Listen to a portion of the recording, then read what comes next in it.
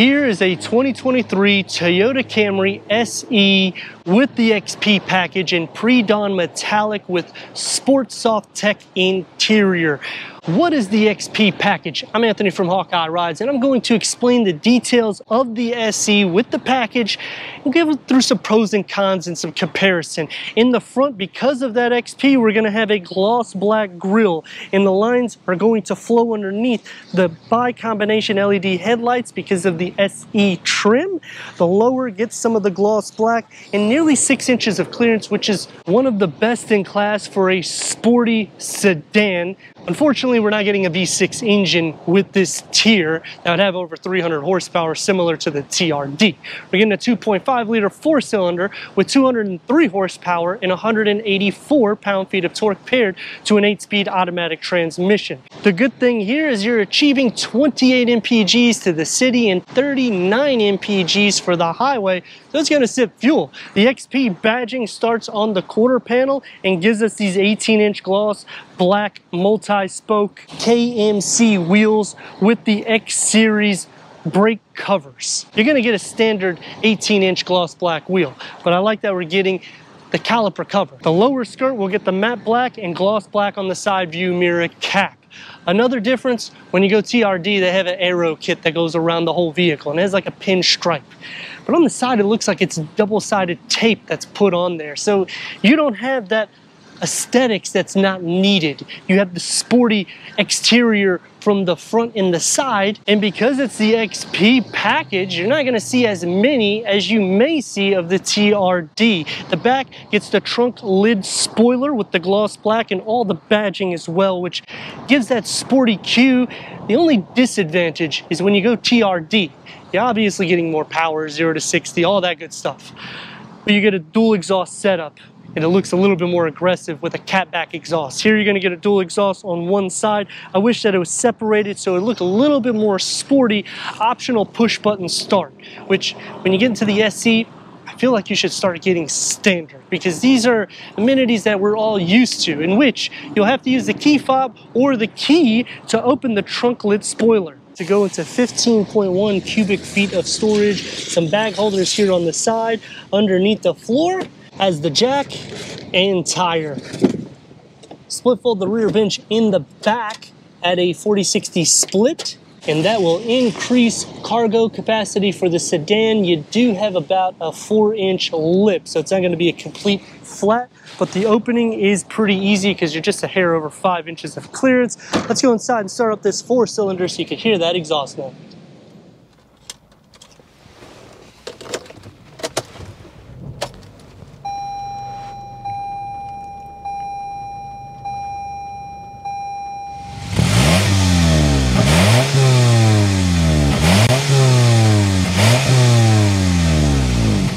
Ten-way power seat adjustments, Sport Soft Tech seats because we are in the SE trim, optional heated seats with an optional heated steering wheel.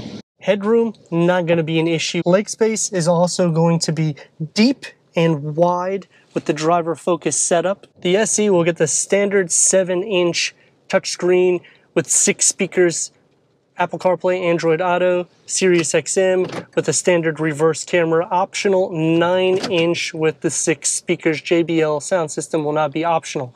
We'll have the aluminum look inlays that goes into the gloss black that's going to surround dual climate control setting, and I like that we get the satin aluminum that gives an offset to the driver focus setup. Wireless charging pad will not be on the SE. We get a 12 volt and a USB, and we'll still have the area that you can hide some goodies here like some chocolate bars or mints. Leather around the shifter, and eco normal driver mode. It's going to be more sporty, open up inside to 2 USB ports, and it's a long storage pocket, multi-function 3-spoke steering wheel. With the paddle shifters, the stock optional push button start As you notice, we don't have it.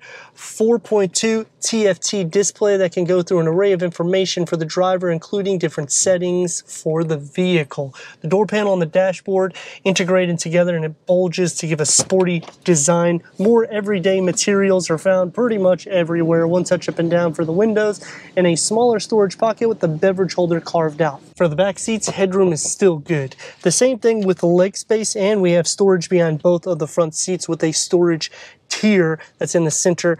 Cup holders and an armrest for the center, and the door panel will be the exact same as the front, except 2 beverage holders will be carved out. The floor is not completely flat, so we'll have to pick up our feet. The rails are pushed up quite a bit. Butt space and feet space is not going to be too much of an issue, but shoulder space can be, as well as head space if you're 6'3". 203 horsepower. Let's see what we got.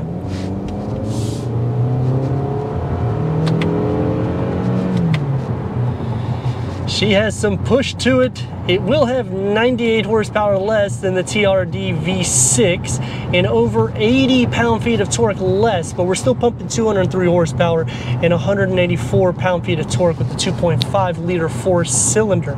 Definitely an everyday driving vehicle. No sports tuned suspension here, so you don't have to worry about the sacrifice of ride quality, which I do like that, because if you go up the tier, any level that you go higher, it's going to start getting a little bit more bumpy, but really Toyotas are not that bad in that case.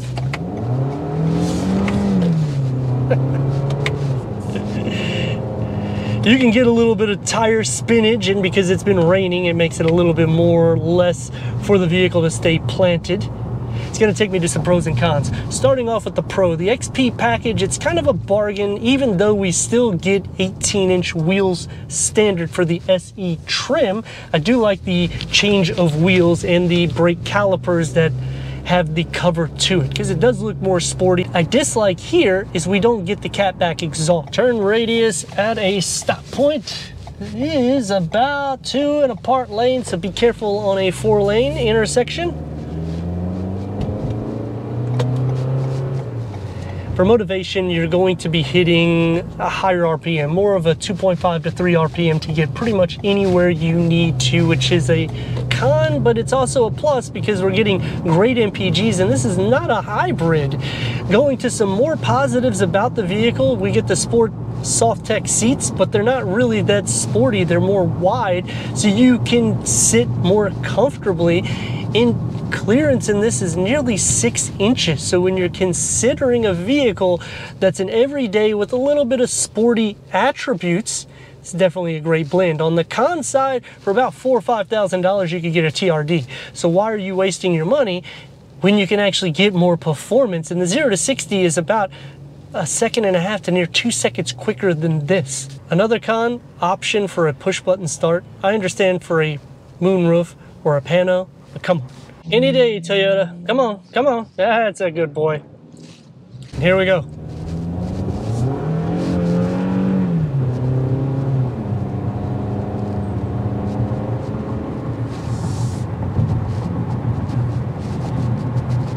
The sound deadening isn't too bad.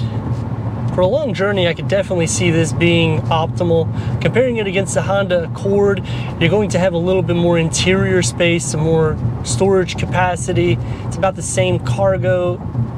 And comparing it against the Kia K5, it's going to be right around the same price points. The major difference is when you go up the tier, it does get a lot more sporty in the sense of near 50-50 weight distribution for the Kia.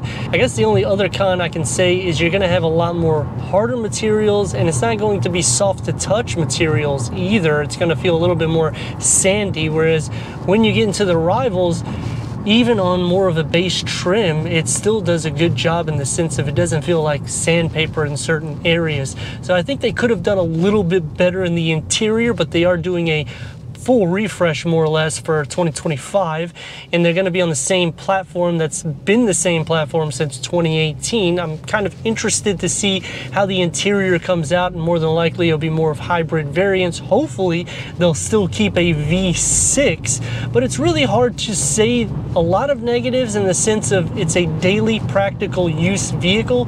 With this kind of MPGs, I mean, In my vehicles, I'm barely getting 20 mpgs, and I have an SUV and a sports car. Obviously, it's night and day difference, but considering the service and the longevity, Toyota just goes that extra notch.